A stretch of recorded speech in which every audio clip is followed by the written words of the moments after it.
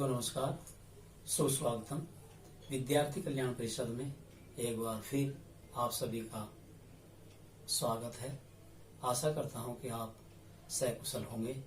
पिछले वीडियो में आप लोगों ने देखा कि अलंकार काव्य का सौंदर्य होते हैं। उससे पहले जो वीडियो आया उसमें आपने पद परिचय नामक पाठ पढ़ा। पद परिचय, पदों का परिचय उसमें समझाया गया। अब आज हम वाक्य विचार लेकर के आपके सामने उपस्थित हुए हैं। आशा करता हूं कि ये भी आपको अच्छा लगेगा। वाक्य विचार कक्षा 9 में 4 अंक का और कक्षा 10 में भी 4 अंक का अपना स्थान रखता है। अगर हमें व्याकरण में 100% अंक प्राप्त करने हैं तो इनका अध्ययन अति आवश्यक है। क्यों? क्योंकि इनके बिना हमारी व्याकरण अधूरी है। अब वाक्य पे विचार करते हैं तो इसके लिए हम कहते हैं कई बार कि शब्दों का समूह वाक्य कहलाता है। जबकि मैंने आपके सामने जो परिभाषा लिखी है वो है शब्दों का ऐसा समूह जिसका कोई सार्थक अर्थ निकलता हो वाक्य कहलाता है। अब जैसे मैं पहले बता रहा था कि वाक्य शब्दों का समूह जैसे मैंने लिखा राम, कुत्ता, डंडा, मारा। ये 4 शब्द हमारे सामने हैं। राम, कुत्ता, डंडा, मारा। अब क्योंकि ये शब्द हैं, इनका कोई भी अर्थ नहीं लिखा है। समूह तो है लेकिन ये जो है व्याकरण की दृष्टि से सही नहीं लगे हुए हैं। अगर हम इनको तरीके से लगाएं और ऐसा तरीका जिसका कोई अर्थ निकले तो वाक्य बन जाएगा। आइए इसको एक वाक्य बनाते हैं। अब लिखते हैं कि राम ने कुत्ते को डंडा मारा। अब इसमें राम भी आ गया, कुत्ता भी आ गया, डंडा भी आ गया, मारा भी आ गया। इस प्रकार से इसका एक सार्थक अर्थ निकल रहा है। एक अर्थ बन रहा है कि कोई राम नाम का व्यक्ति है और उसने एक डंडे से कुत्ते को मारा। इस प्रकार से ये एक सार्थक अर्थ देने वाला हो गया। इस वजह से इसको कह सकते हैं कि ये एक वाक्य है। अब वाक्य हमने बनाना सीखा। वाक्य हमने देखा कि शब्दों का ऐसा समूह जिसका कोई सार्थक अर्थ निकलता हो वाक्य कहलाता है। अब वाक्य के मुख्यतः 2 घटक होते हैं। 2 घटक होते हैं, एक होता है कर्ता और दूसरा होता है क्रिया। जैसे हम लिख देते हैं राम खाता है। ये एक वाक्य है, राम खाता है। तो राम क्या है? कर्ता है और खाता है क्रिया है। इस प्रकार से जो वाक्य के 2 घटक होते हैं, कई बार उसको हम आगे बढ़ा देते हैं। जो पहला घटक कर्ता कहलाता है, दूसरा घटक क्रिया कहलाता है। जो आवश्यक तत्व हैं, इनके बगैर जो है वाक्य नहीं बन सकता। अगर हम इससे ज्यादा लेके चलें तो कर्ता का विस्तार, क्रिया का विस्तार। इस तरह से हम इसको 4 भागों में बांट सकते हैं। लेकिन मुख्य रूप से जो अति आवश्यक हैं वे 2 घटक हैं, क्योंकि दोनों 2 घटक के बिना वाक्य हमारा पूरा नहीं हो सकता। इस प्रकार से हम वाक्य बना सकते हैं। अभी आपने वाक्य के घटक देखे कि किस प्रकार से वाक्य बनता है। वाक्य में 2 घटक मैंने आपके सामने प्रस्तुत किए। इसी प्रकार से वाक्य के अंग भी 2 ही होते हैं। जैसे वाक्य घटक 2 होते हैं वैसे ही वाक्य के अंग भी 2 होते हैं। एक उद्देश्य, वही सब्जेक्ट अंग्रेजी में जिसको कहते हैं, और दूसरा विधेय, प्रेडिकेट, सब्जेक्ट एंड प्रेडिकेट। जैसे इंग्लिश में आप लोगों ने पढ़ा होगा सेंटेंस के विषय में कि सेंटेंस के 2 ही अंग होते हैं, सब्जेक्ट एंड प्रेडिकेट। तो उद्देश्य हमारा जो होता है वो कर्ता होता है और विधेय जो है वो क्रिया होती है। तो हम जब भी कोई वाक्य बनाएंगे तो वो हमारा इसमें भी इसको उठा लेते हैं उसी वाक्य को कि राम हमारा कर्ता है, राम हमारा उद्देश्य है, राम हमारा सब्जेक्ट है। और विधेय में बताया कि जो सब्जेक्ट से अलग होता है, जो उद्देश्य से अलग होता है, बाकी वो क्रिया होता है। तो क्रिया क्या है? खाता है, खाता है। तो इस तरह से ये उद्देश्य है हमारे सामने और ये विधेय है। तो इस तरह से वाक्य के 2 अंग हुए, उद्देश्य और विधेय। तो हमने इस वाक्य को बनाया राम खाता है। तो ये उद्देश्य और ये विधेय।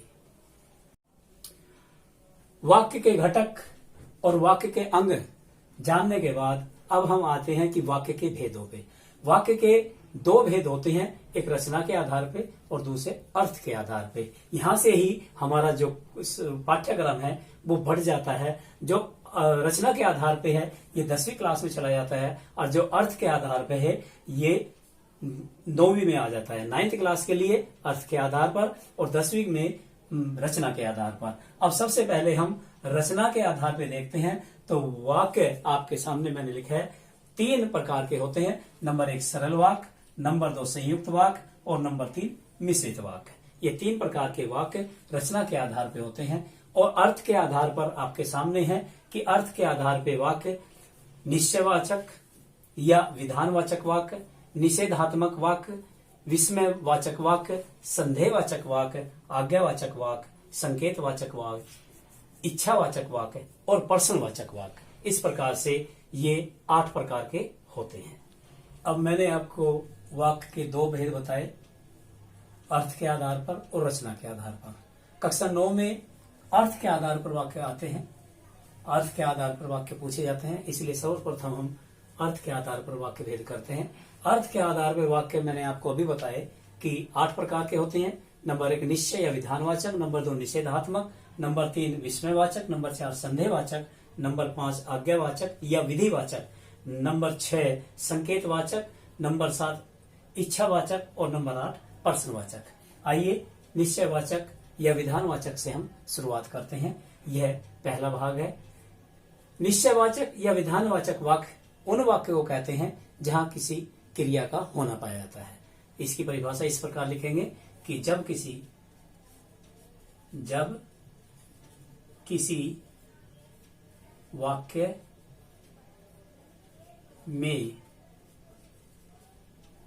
क्रिया का होना पाया जाए तो वहां विधान वाचक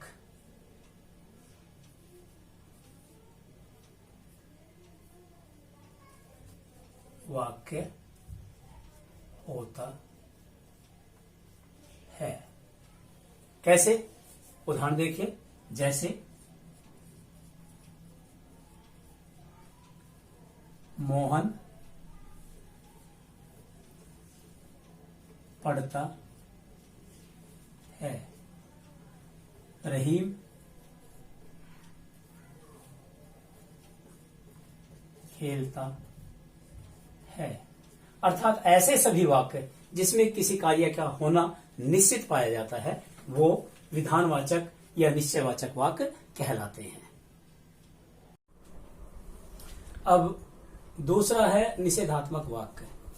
निषेधात्मक वाक्य वो होता है जहां किसी कार्य करने की मनाही होती है, जहां कोई कार्य नहीं किया जाता है। तो इसकी परिभाषा इस प्रकार से करेंगे कि जब किसी वाक्य में न, नहीं या कभी नहीं आदि शब्द आते हैं, जैसे शब्द आते हैं, आदि शब्द आते हैं, तो वहां निषेधात्मक वाक्य होता है, उसे निषेधात्मक वाक्य कहते हैं। अब जैसे राम खाना नहीं खाता है, तो नहीं आया इसलिए निषेधात्मक है। दूसरा उदाहरण है मीरा ने न तो खाना खाया और न ही खेली। तो इस प्रकार से जहां नहीं, कभी नहीं और न जैसे नकारात्मक जहां शब्द आते हैं, जहां नकारात्मकता आती है, वहां निषेधात्मक वाक्य होता है। अब तीसरे नंबर पे विस्मयवाचक वाक्य।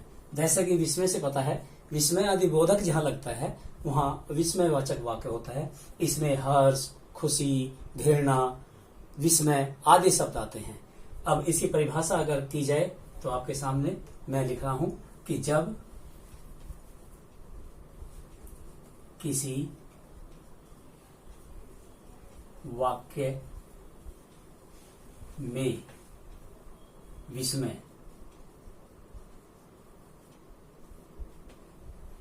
हर्ष, शोक, हर्ष होती है खुशी, शोक होता है दुख, घृणा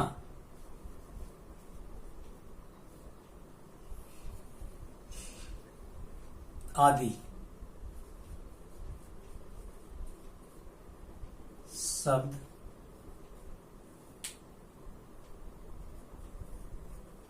या इस भाव का एहसास होता है।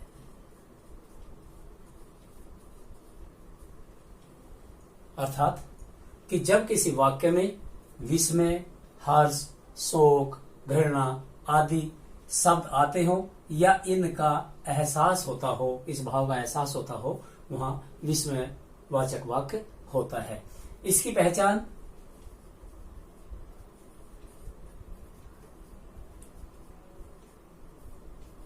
के लिए हम विस्मय आदिबोधक का चिन्ह लगाते हैं। जिस वाक्य में ये विस्मय आदिबोधक चिन्ह लगा होता है वो ही विस्मयवाचक वाक्य कहलाता है। उदाहरण के लिए जैसे हे राम, मैं मरा।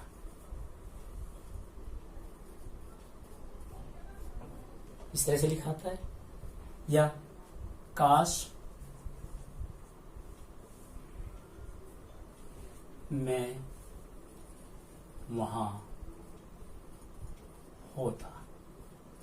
अब इन दोनों वाक्यों में हम देखते हैं कि हे राम मैं मरा, यहाँ पे एक तरह से हमें हमारे अंदर दुख का भाव है, शोक का भाव है, और दूसरे में काश मैं वहां होता, अगर मैं वहां होता तो मैं मैच जीत लेता, या हम मैच जीत लेते। तो इस तरह का जहाँ भाव होता है, जहाँ घृणा का होता है, हर्ष का होता है, जो है शोक का होता है, वहां विस्मयवाचक वाक्य होते हैं।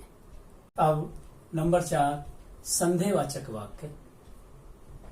संदेहवाचक वाक्य वे वाक्य कहलाते हैं जहां कार्य के संपादन में शंका हो, संदेह हो, वो संदेहवाचक वाक्य कहलाते हैं।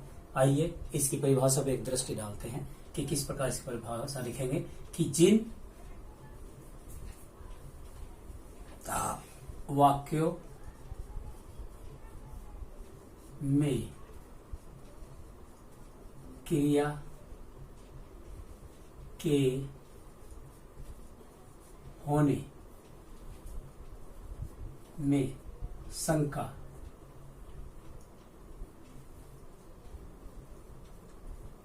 या संदेह उत्पन्न हो,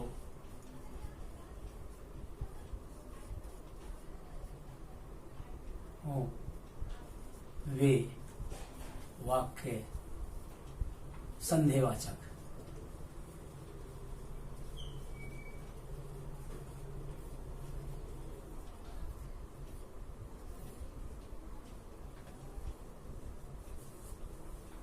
कहलाते हैं।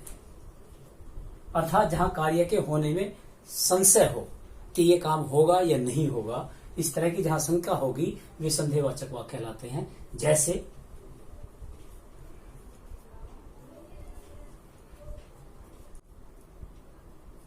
विद्यालय गया होगा, या हम दूसरे वाक्य के द्वारा समझते हैं शायद उन्होंने मैच जीत लिया होगा। यहां पे कार्य के होने में शंका उत्पन्न हो रही है, वह विद्यालय गया या नहीं गया, तो इसमें ऐसा लिखा गया है, ऐसा माना गया है, और यहाँ पे शायद जो लगा है कि शायद उन्होंने मैच जीत लिया होगा। तो इस प्रकार से संकोच है यहाँ पे दोनों वाक्यों में, तो ये वाक्य संदेहवाचक वाक्य कहलाते हैं। अब संदेहवाचक के बाद में नंबर 5 आज्ञावाचक। आज्ञावाचक या विधिवाचक वाक्य एक ही होते हैं, कहीं आज्ञावाचक लिखा होता है, कहीं विधिवाचक होता है। अब इसमें आज्ञावाचक इसलिए कहा जाता है क्योंकि इसमें आज्ञा ली जाती है, अनुमति ली जाती है, तो इसलिए आज्ञावाचक वाक्य कहलाते हैं कि जहां आज्ञा, अनुमति, प्रार्थना, विनय, आदेश, अनुमति आदि जो शब्द जहां पे आते हैं वे आज्ञावाचक वाक्य कहलाते हैं। जैसे लिखते हैं, इसकी परिभाषा हम लिखते हैं एक बार कि जिन वाक्यों में जिन वाक्यों में आज्ञा, आदेश,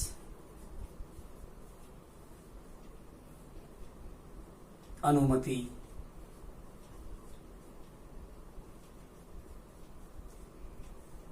विनय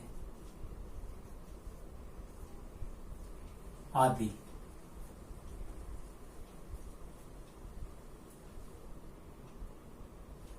का भाव होता है,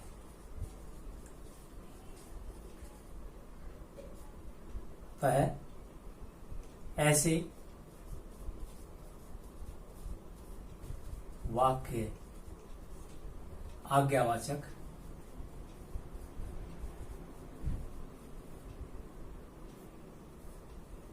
या विधिवाचक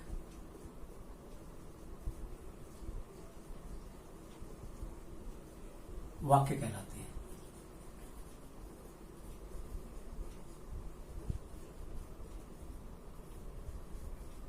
हैं।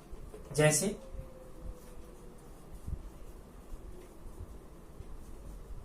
क्या मैं अंदर आ सकता हूं। ये इसमें प्रश्नवाचक भी निशान लगा है, और क्योंकि ये आज्ञा मांगी गई है इसलिए ये आज्ञावाचक वाक्य कहलाता है। दूसरा हम लिखते हैं कि तुम वहां जाकर बैठो।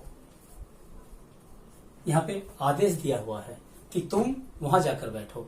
या जैसे कोई पूछता है कि क्या मैं अंदर आ सकता हूं, तो हम क्या कहते हैं, हाँ आइए। तो इस तरह से यहाँ पे आज्ञा जहां दी जाती है, आज्ञा जहां ली जाती है, वो ऐसे वाक्य जहां आदेश, अनुमति, विनय, प्रार्थना आदि की जाती है, वे वाक्य आज्ञावाचक या विधिवाचक वाक्य कहलाते हैं। आज्ञावाचक या विधिवाचक वाक्य के समझने के बाद अब हम संकेतवाचक वाक्य समझने का प्रयास करते हैं। संकेत जैसे कि इसके नाम से ही विदित है कि जहां संकेत किया जाता है, अर्थात किसी एक काम के संपन्न होने के बाद जब हम किसी दूसरे कार्य के होने का की तरफ इशारा करते हैं तो वह संकेतवाचक वाक्य कहलाते हैं। अब हम इसकी परिभाषा के द्वारा इसको समझेंगे कि जब किसी वाक्य में किसी एक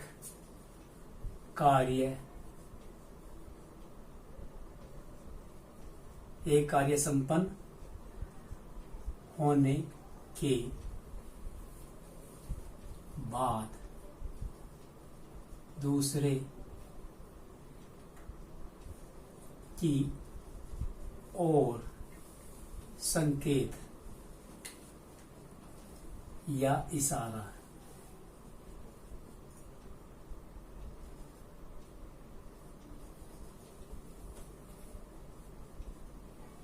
जाता है तो वहां कौन सा संकेतवाचक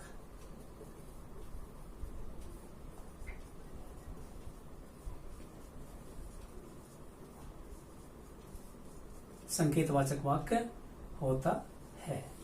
इस प्रकार हम कह सकते हैं कि जब किसी वाक्य में दो कार्य के होने की संभावना व्यक्त की जाती है, एक कार्य पूर्ण हो जाता है और दूसरे की तरफ संकेत किया जाता है, तो वहां संकेतवाचक वाक्य होता है। जैसे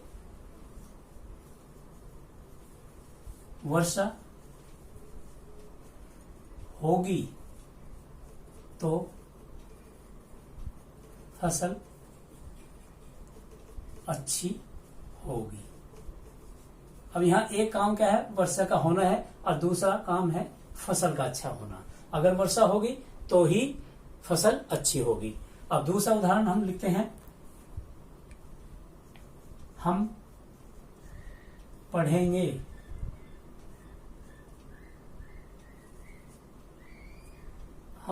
तभी पास होंगे।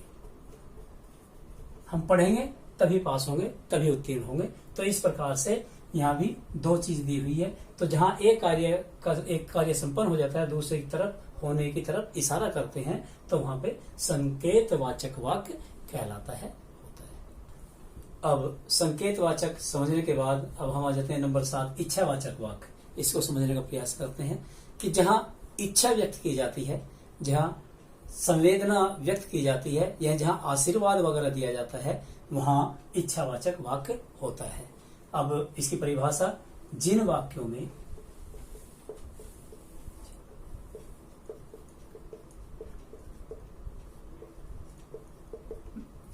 में इच्छा, आशा या आशीर्वाद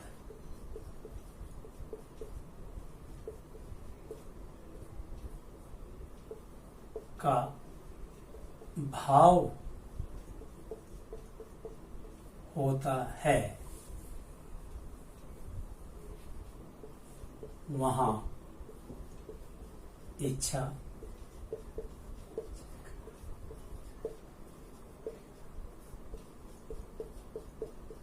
होती है। जिन वाक्यों में इच्छा हो, आशा हो, आशीर्वाद हो या सांत्वना हो, तो वहां पे इच्छावाचक वाक्य होता है। जैसे मैं ज्यादातर बच्चों को कहता हूं, खुश रहो।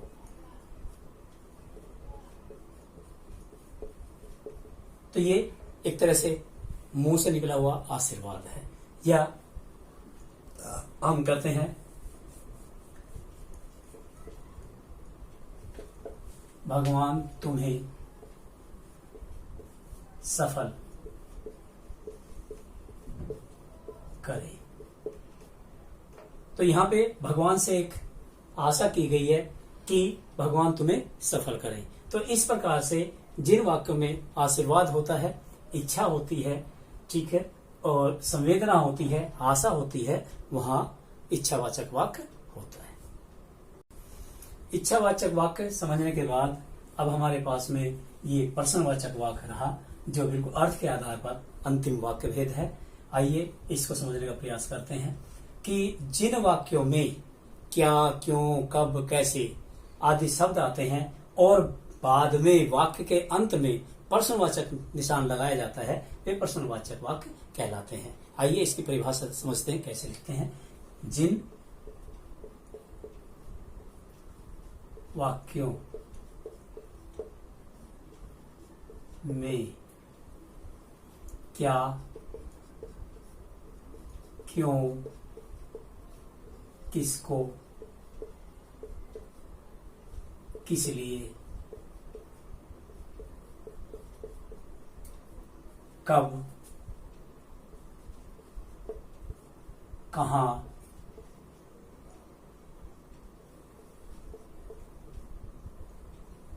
कैसे, अर्थात का वर्ण से शुरू होने वाले शब्द व अंत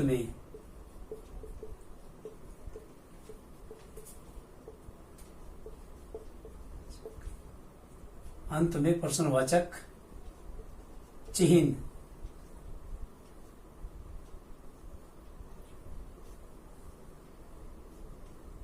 मिलता है,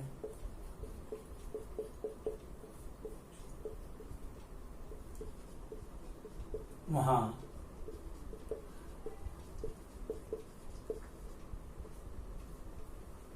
वाक्य होते हैं।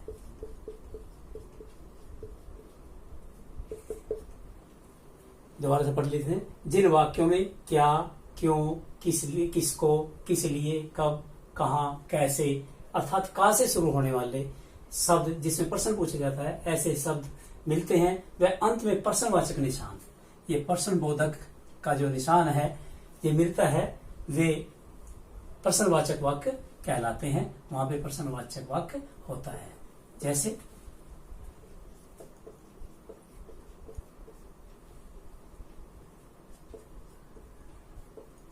तुमने आज क्या खाया। तो यहां प्रश्न पूछा गया, यहां दूसरे पे लिखते हैं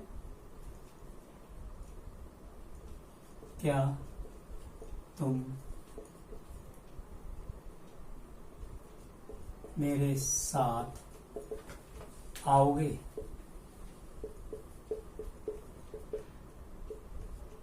तो इस तरह से क्या, क्यों, कब, कैसे, कहां, इस तरह के जहां भी शब्द आएंगे वे सारे प्रश्नवाचक वाक्य में आएंगे और वो वाक्य प्रश्नवाचक वाक्य कहलाएंगे। आइए वाक्य परिवर्तन समझने से पहले एक बार फिर हम इसकी अर्थ के आधार पर वाक्य समझने का प्रयास करें। सार रूप में हम कैसे करेंगे। नंबर 1, निश्चय या विधानवाचक वाक्य हमने पढ़ा, जिसमें क्रिया का होना हमने बताया कि जहां कार्य का होना पाया जाता है वहां निश्चयवाचक या विधानवाचक वाक्य होता है। दूसरे नंबर पे हमने कहा निषेधात्मक वाक्य। निषेधात्मक वाक्य वे होते हैं जहां न, नहीं, कभी नहीं जैसे शब्द आते हैं, वे निषेधात्मक वाक्य कहलाते हैं, जहां कार्य का ना होना पाया जाए। नंबर 3, विस्मयवाचक वाक्य। विस्मयवाचक, विस्मय मैंने आपको बताया कि इससे पता चल रहा है कि विस्मय, हर्ष, शोक, घृणा आदि जहां ऐसे शब्द आते हैं, भाव आते हैं, जहां ऐसे भाव आते हैं वो विस्मयवाचक वाक्य कहलाता है। चौथे नंबर पे संदेहवाचक वाक्य, जहां कार्य होने में संदेह है, जहां शायद ऐसा होगा, ऐसा हमारे मन में आता है, तो वहां संदेहवाचक वाक्य होते हैं। नंबर 5, आज्ञावाचक या विधिवाचक वाक्य मैंने आपको बताए थे कि जहां आज्ञा ली जाती है, दी जाती है, अनुमति ली जाती है, दी जाती है, प्रार्थना की जाती है, आशा की जाती है, परमात्मा से प्रार्थना की जाती है, तो वहां आज्ञावाचक वाक्य कहलाते हैं। नंबर 6 नंबर पे हमने बताया था संकेतवाचक वाक्य कि जहां अगर, यदि इस तरह के शब्द आते हैं और कहीं एक काम होने के बाद में दूसरे की तरफ इशारा किया जाता है तो वहां संकेतवाचक वाक्य होता है। और नंबर 7 मैंने बताया था इच्छावाचक वाक्य। इच्छावाचक वाक्य वे होते हैं जहां आशीर्वाद दिया जाता है,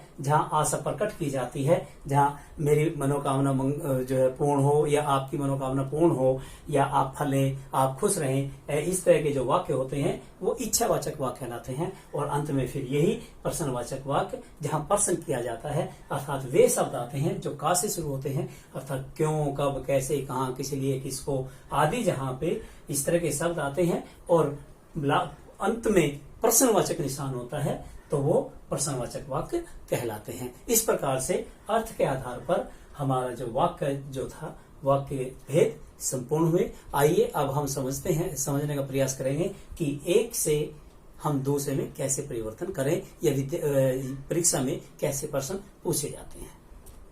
आइए अर्थ के आधार पर वाक्य भेद समझने के बाद अब हम देखते हैं कि परीक्षा में किस तरह के प्रश्न पूछे जाते हैं।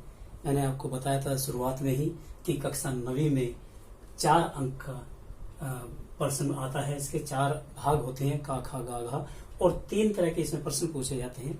एक तो नंबर 1 मैंने कहा निम्नलिखित वाक्य को निर्देशानुसार परिवर्तित कीजिए। इसमें क्या है कि एक वाक्य दिया जाता है और उसके आगे लिख दिया जाता है कि उसका भेद परिवर्तन करना है। दूसरा क्वेश्चन इस तरह से पूछा जाता है कि निम्नलिखित वाक्यों का अर्थ के आधार पर वाक्य भेद बताओ। तो उसमें क्वेश्चन पूछ लिए जाते हैं और उसके हिसाब से उसका भेद बताया जाता है। तीसरे नंबर पे जो लिखा है मैंने क्वेश्चन, वो लिखा है कि निम्न वाक्यों का अर्थ के आधार पर भेद बताकर निर्देशानुसार परिवर्तित कीजिए। तो इस प्रकार से ये 3 तरह के क्वेश्चन आ सकते हैं परीक्षा में।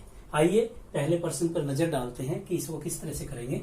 मैंने लिखा निम्नलिखित वाक्यों को निर्देशानुसार परिवर्तित कीजिए और प्रश्न लिखा का कि मेरा पुस्तक पढ़ो। तो ये जो है मेरा पुस्तक पढ़ो ये वाक्य दिया है और इसको क्या किसमें विस्मयवाचक में बदलना है। विस्मय आपको बताया था कि जहां विस्मय हो, आश्चर्य हो, ठीक है, शोक हो, घृणा हो, इस तरह के जहां भाव होते हैं वो विस्मयवाचक होते हैं। तो ये जो है वाक्य है मेरा पुस्तक पढ़ो निश्चयवाचक वाक्य है, ठीक है, लेकिन इसको हमें विस्मयवाचक में बदलना है। तो का हम जब उत्तर करते हैं तो हम लिखेंगे विस्मयवाचक वाक्य निशान लगाएंगे और उसे वह पुस्तक पढ़ेगी। इस तरह से ये वाक्य बनेगा। मीरा पुस्तक पढ़ेगी। तो इस तरह के हमारे मन में क्या आश्चर्य आया, तो इस तरह से यहाँ पे इसमें विस्मयवाचक में बदल दिया। खा खंड देखते हैं, शायद कल वर्षा होगी। तो इसका हमें विधानवाचक बनाया है, क्योंकि ये संदेहवाचक वाक्य है। तो इसमें से हम क्या करेंगे, जब खा हम बनाएंगे तो शायद के बाद में इसको विधानवाचक मैंने बताया था निश्चयवाचक ही होता है। तो शायद इसे हटा करके कल वर्षा होगी, हम ऐसे लिख देंगे कल वर्षा होगी। तो इस तरह से बन जाएगा। या हम ऐसे भी लिख सकते हैं कल वर्षा अवश्य होगी।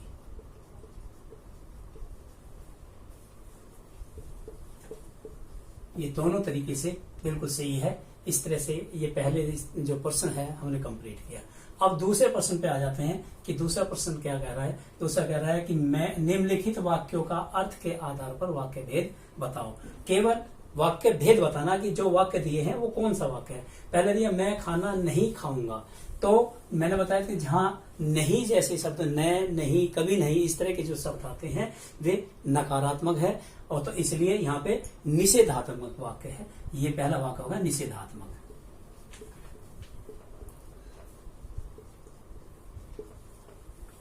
निषेधात्मक वाक्य पहले का उत्तर है निषेधात्मक वाक्य। अब दूसरा दिया है क्या तुम कल आओगे।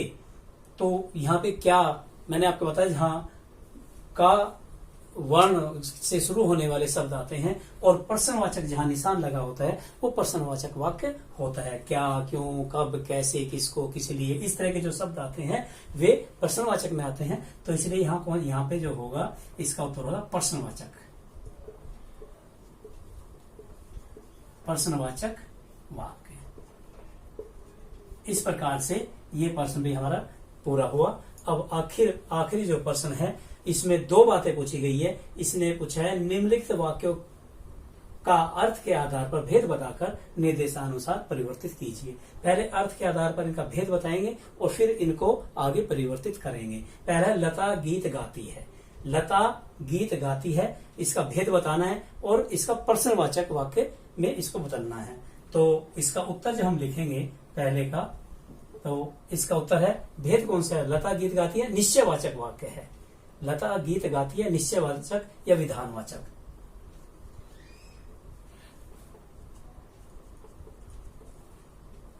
या निश्चयवाचक।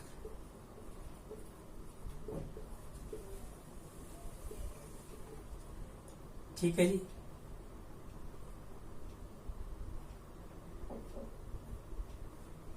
और आगे क्या था, किसे बताना, प्रश्नवाचक में इसको बदलना है। तो जब हम प्रश्नवाचक में इसको बदलेंगे तो लता गीत गाती का होगा क्या लता गीत गाती है। इसका हो जाएगा क्या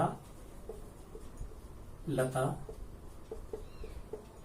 गीत गाती है। और यहां प्रश्नवाचक निशान लगा देंगे। यहां क्या लगा दिया और यहां ये इसको ऐसे लता क्यों गीत गाती है, लता कब गीत गाती है। तो इस तरह से इसके भी कई वाक्य बन जाएंगे। अब आखिरी में आता है काश मैं गायक होता। ठीक है, ये होता शब्द है। काश मैं जो है काश मैं गायक होता। अब ये क्योंकि काश इसमें लगा दिया इसलिए ये जो है संदेह है। काश का मतलब संदेह में है, संशय में है। तो इसलिए इसका जो भेद है तो वो तो संदेहवाचक होगा ही। तो इसका भेद लिखेंगे संदेहवाचक वाक्य।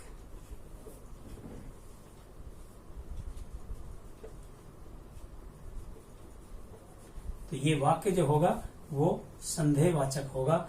और जब इसका हम करेंगे भेद, निश्चयवाचक इसको बदलना है, निश्चयवाचक में हमें बदलना है। तो क्या करेंगे, मैं गायक हूं, इसको लिख देंगे मैं गायक हूं। क्यों, इसमें संदेह नहीं है, यह निश्चय है। ठीक है, तो इसलिए इसका हो गया मैं गायक हूं। तो इस प्रकार से ये 3 तरह से ही क्वेश्चन पूछे जाते हैं और कोई भी तरीका नहीं है प्रश्न पूछने का कक्षा 9 में। पहला, निम्नलिखित वाक्य को निर्देशानुसार परिवर्तित कीजिए, फिर उसका भेद बताइए या भेद बताकर उसको परिवर्तित कीजिए। इस प्रकार से हमारा कक्षा 9 का पाठ्यक्रम में जो आया हुआ है वाक्य विचार वो पूरा हुआ। अगली वीडियो में हम कक्षा 10 के पाठ्यक्रमानुसार वाक्य भेद बताएंगे और वाक्य भेद ये तो आपके अर्थ के आधार पर हो गए और कक्षा 10 में जो पूछे जाएंगे रचना के आधार पर पूछे जाएंगे। रचना के आधार पर मैंने तुम्हें शुरू में भी बताया था कि जिस तरह से वाक्य भेद 3 प्रकार के होते हैं वो सारा डिटेल में पूरी तरह से बताया जाएगा और उसके बाद साथ साथ में आश्रित वाक्य भी समझाए जाएंगे। धन्यवाद। जय हिंद।